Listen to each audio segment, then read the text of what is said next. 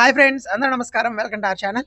మనకి central government schools అయినటువంటి Eklavya model residential schools నుంచి టీచింగ్ మరియు నాన్ టీచింగ్ పోస్టులకి 7,267 పోస్టులకు నోటిఫికేషన్ అనేది రిలీజ్ కావడం జరిగింది. ఇందులో టీచింగ్ పోస్టులకైతే మనకి డిగ్రీ ప్లస్ బీఈడీ ఉండాలి. అందులో పీజీటీ అనే పోస్టులు ఉంటాయి. వాటికి మనకి పీజీ మరియు బీఈడీ ఉండాలి. అదేవిధంగా సీటెట్ కూడా రాసి ఉండాలన్నమాట. అలా కాకుండా కొన్ని పోస్టులు అంటే వార్డెన్ పోస్టులు ఉన్నాయి. వాటికి కేవలం డిగ్రీ ఉంటే సరిపోతుంది. జూనియర్ సెక్రటేరియట్ అసిస్టెంట్ పోస్టులు ఉన్నాయి. దానికి కేవలం ఇంటర్ ఉంటే సరిపోతుంది. ల్యాబ్ అటెండెంట్ పోస్టులు ఉన్నాయి. దానికి కూడా ఇంటర్ ఉంటే సరిపోతుంది. సో ఆ పోస్టులకు సంబంధించి డీటెయిల్స్ అనేవి డిస్కస్ చేద్దాం. సో వీడియోని చివరి వరకు చూడండి. ముందుగా మనకు పోస్టులు చూసుకున్నట్లయితే టోటల్ వచ్చేసి 7,267. అందులో మనకి హాస్టల్ వార్డెన్ చూసుకున్నట్లయితే హాస్టల్ వార్డెన్ వచ్చేసి 635 ఉన్నాయి. అకౌంటెంట్ 61 ఉన్నాయి. జూనియర్ సెక్రటేరియట్ అసిస్టెంట్ జేఎస్సీ అంటారు 228 ఉన్నాయి.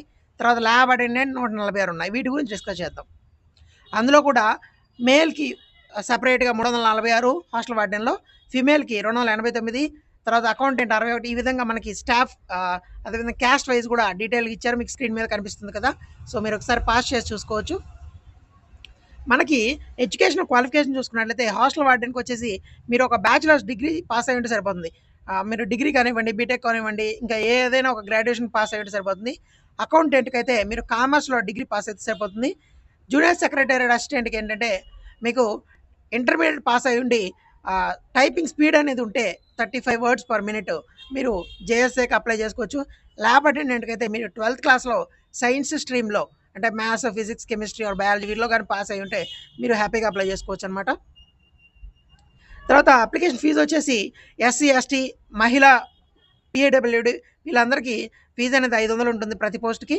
తర్వాత వచ్చేసి ఎవరైతే మిగతా వాళ్ళు ఉన్నారో వాళ్ళకి 1000 రూపాయల అప్లికేషన్ ఫీజు ఉంటుంది. నాన్ టీచింగ్ పోస్టులకి ప్రాసెసింగ్ ఫీజు వచ్చేసి 500 ఉంటుంది అనమాట. టోటల్ 1500. తర్వాత మనకు చూసుకున్నట్లయితే మనకి ఎగ్జామినేషన్ ప్యాటర్న్ అనేది 2 స్టేజ్లో ఉంటుంది అనమాట. మనకి ప్రిలిమినరీ స్టేజ్ అంటారు, టైర్ 1. అందులో వచ్చేసి మనకి 100 క్వశ్చన్స్ ఉంటాయి, 100 మార్క్స్. ఇందులో వచ్చిన మార్కుల ఆధారంగా 1:10 రేషియోలో జాబులు ఎన్ని ఉన్నాయి, సపోజ్ 700 జాబులు ఉంటే 7,000 మందిని టైర్ 2కి తీసుకుంటారనమాట. టైర్ 1 అనేది జస్ట్ క్వాలిఫైడ్ నేచరు, దాన్ని బట్టి టైర్ 2కి తీసుకుంటారు కదా. టైర్ 1 ఉంటాయి, జనరల్ అవేర్నెస్ ఉంటుంది, రీజనింగ్ ఎబిలిటీ ఉంటుంది, ఐసీటీ ఉంటుంది, తర్వాత క్వాంటిటేటివ్ యాప్టిట్యూడ్ ఉంటుంది, తర్వాత వచ్చేసి లాంగ్వేజ్ ఉంటుంది అనమాట. అంటే ఇంగ్లీషు, హిందీ కంపల్సరీగా ఉంటాయి. అదేవిధంగా రీజనల్ లాంగ్వేజ్ మనకు తెలుగు కాబట్టి తెలుగు ఉంటుంది అనమాట. సో మనం 10 మార్కులు, టోటల్ 100 క్వశ్చన్స్, 100 మార్క్స్. మనకి జాబ్ కూడా మన ఆంధ్రప్రదేశ్లో కూడా ఈఎంఆర్ఎస్ స్కూల్స్ ఉన్నాయి కాబట్టి మన జాబ్స్ కూడా ఆంధ్రప్రదేశ్ మరియు తెలంగాణలో వచ్చే అవకాశాలు కూడా చాలా ఎక్కువ ఉన్నాయి.